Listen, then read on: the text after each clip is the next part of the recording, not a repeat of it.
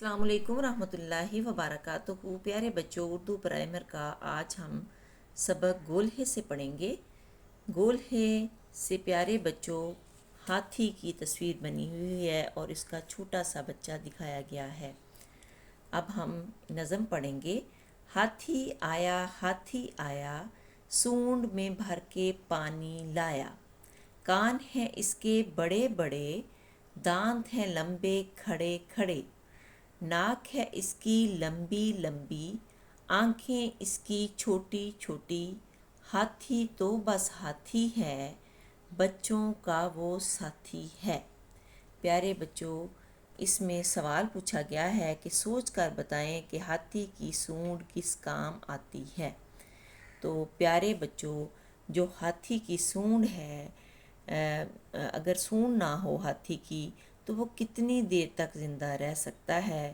آپ کو معلوم ہے کہ ہاتھی جو ہے اپنی سونڈ سے پانی پیتا ہے، کھاتا پیتا ہے اور نہاتا بھی ہے۔ ہاتھی اپنی سونڈ سے ایک اچھے والا پیڑ بھی اکھاڑ سکتا ہے، یعنی کہ اس کی سونڈ اتنی طاقتور ہوتی ہے۔ پھر ہے جی، ہاتھی 14 لیٹر پانی بھی اپنے اندر سٹور کر سکتا ہے۔ ہاتھی کی اگر سونڈ نہ ہو تو وہ ایک دن سے زیادہ زندہ نہیں رہ سکتا۔ ہاتھی کا جسم اتنا بڑا ہوتا ہے کہ اسے 1 ٹن کے برابر کھانا ہوتا ہے، یعنی اگر ہاتھی کھانا پینا چھوڑ دے تو وہ 3 دن سے زیادہ زندہ نہیں رہ سکتا۔ کیا آپ نے کبھی حقیقت میں جو ہے وہ ہاتھی دیکھا ہے؟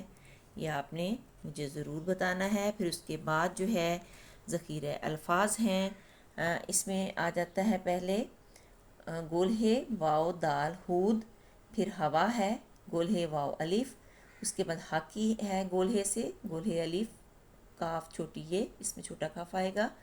پھر اس کے بعد ہے ہنزا گولہے نون زے گولہے، یہ وادی کا نام ہے۔ پھر ہوٹل ہے گولہے واو ٹے لام ہوٹل۔ اس طرح سے آپ نے گولہے سے ہاتھی جو سبق ہے وہ اپنا اچھے طریقے سے آپ نے یاد کرنا ہے۔ اپنا بہت سا خیال رکھیے۔ اللہ نگہبان۔